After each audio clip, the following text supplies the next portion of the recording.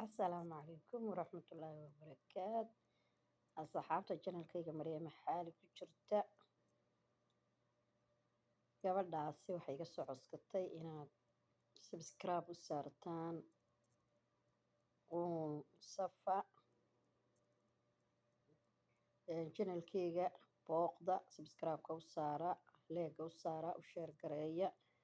subscribe bay u baahan tahay waxay iga soo codsatay asxaabtayda tiri Maryama xaali janal subscribe ha loo saaro